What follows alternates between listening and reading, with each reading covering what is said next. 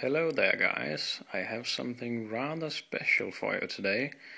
This is another review, obviously, of an older headphone again. This time the AKG K1000. This is a very rare headphone and quite expensive these days, I have to say. It is a very nice headphone. Considered by a lot of audiophiles to be one of the best headphones ever made. It is rated at 120 ohms and only about 76 decibel per milliwatt, which results in it needs a lot of juice to drive. You need to use a headphone amplifier and a rather powerful one to be able to drive these. The design is rather odd because, as you can see, they do not have pads, or at least not like you're used to on a headphone. The pads are up here, and they actually rest on around the temple of your head. Which means on the sides right above the ears. And then these speakers, which they are, rather than actually headphones, they sit right next to your ear and play the music, which results in they are not for public use, both because of that and because they look rather ridiculous when you wear them. The reason for which I will get into a bit later. I have to say the cable on this one, mine has been re-terminated into a jack. Normally its cable is terminated in a 4-pin XLR plug, for which you then have an adapter to hook it up directly into a speaker amp, which tells you how much power they actually need. The headphones, the reason they look so ridiculous when you wear them is actually because it functions like a speaker, and then to create the imaging of the speakers, or to point them directly at your ears, you have these small buttons up here, these little things you can see there. You flick that to the side, and then you have some hinges on the back here, which you use to tilt these and then secure them again by flicking that one back. So they are actually pointed to the side. Let me just do that to both sides. So you can see now you have this strange piece of work, so you will have, oh, I almost dropped it there, that would be horrible. You have those two flaps sticking out from your head when you wear them, which, well, yeah. Use them in private only, I suggest. I have actually seen someone wear them in public, and it was rather ridiculous. Also because the cord comes stock as 13 feet, so that will be rather difficult to have with you. About the sound of these, as I mentioned in the beginning, some consider these to be about the best headphones you can get, and this is of course a personal statement, because there are different versions. As you can see here, it has a serial number. Mine is 10,259. The reason why this is interesting is that there is actually different versions of these headphones. I believe mine is the bass light version. This is actually something that goes on for quite a lot of AKG's older headphones, that there are bass light and bass heavy versions. Meaning, of course, some versions with less bass and some with more. Not saying that the bass light version like this one has too little bass, because it has quite a lot actually, or at least some it's not a lot like in Denon's, for example. It's just, well, quite fitting amount of bass. It has a very balanced sound. I actually saw a frequency chart for these at one time. It's almost completely flat,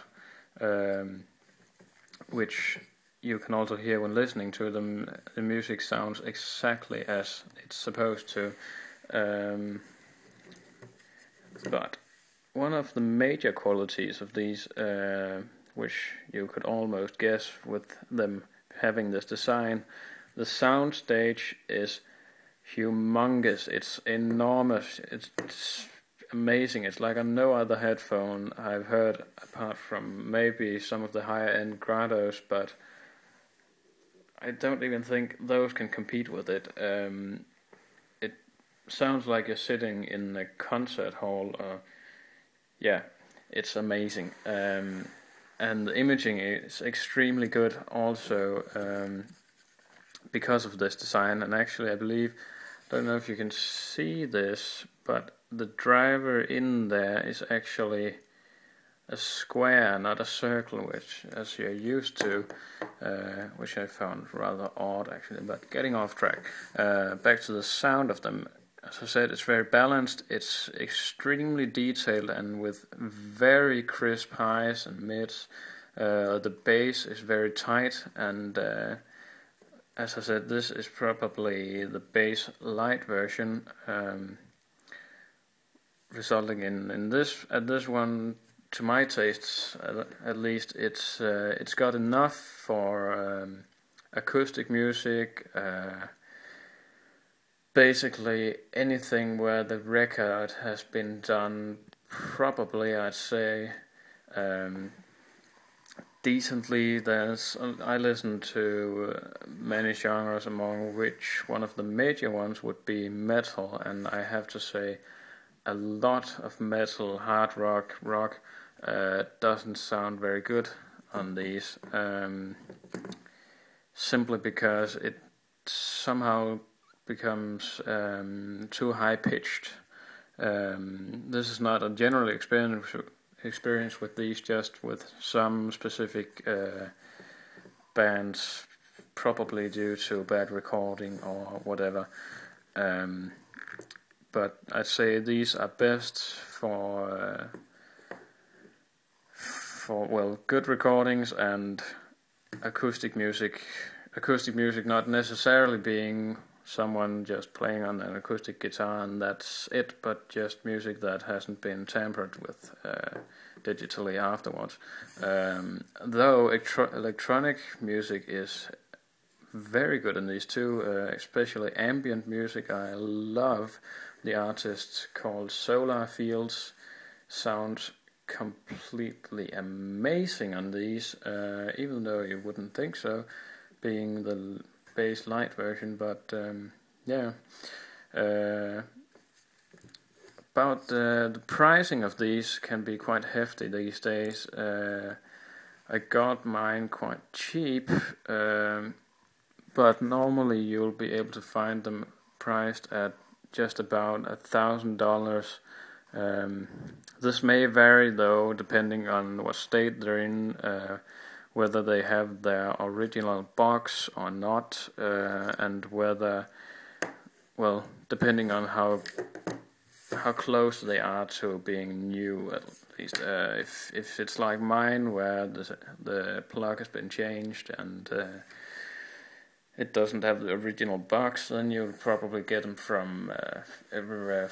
I've seen them from $600 and up to $1,000.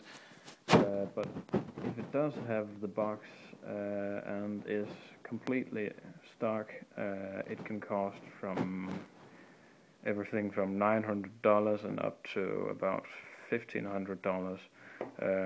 You have to be careful though, because these, if dust gets into the drivers, or generally speaking, these are not the most sturdy headphones in the world. They are very well built, don't get me wrong, but for example, if someone have terrible English, sorry. If someone has had these lying around on the loft for, well, eons, since they got them back in, I'm not actually sure when these were made. I think late 70s, early 80s, somewhere around that. Should have checked up on that.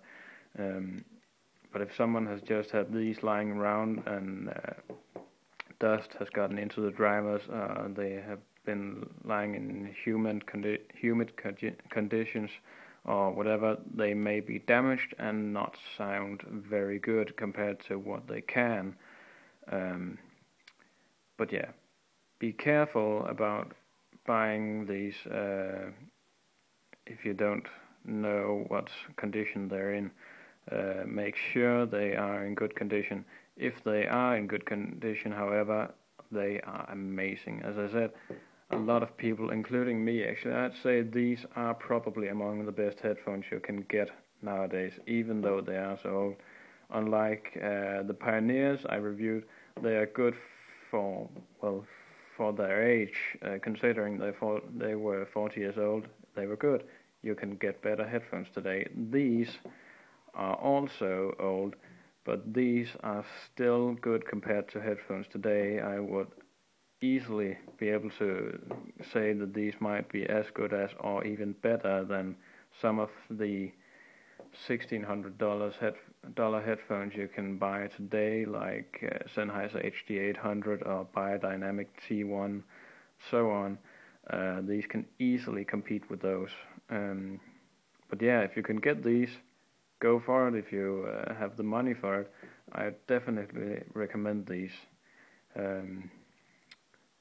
Thumbs up, comment, subscribe if you're interested in more of these reviews. I'll be doing a lot more reviews in about, I think, a week or 2 weeks, something around that. I'll be getting my actual headphone set up. I've been using these for some weeks now. I'm going to sell them to finance my actual setup, which will consist of iBasso DB2 and PB2 balanced portable amplifier and DAC, digital analog converter for those who don't know what that means. And the headphones will be, which I will obviously also review, a Denon AKG 7000 with custom-made ebony cups, a pair of Grado HF2 headphones, again custom made because the original shells were destroyed. I only used the drivers and then had the rest custom made out of ebony and bloodwood.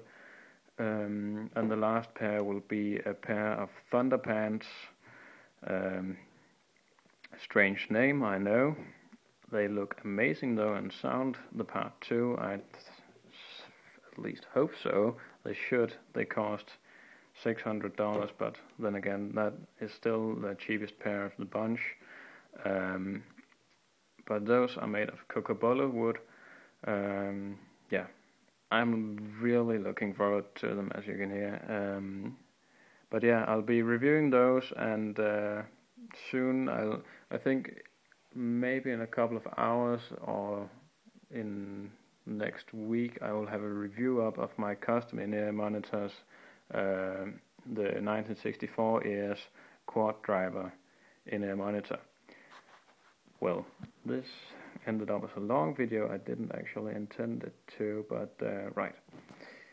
Thank you and goodbye.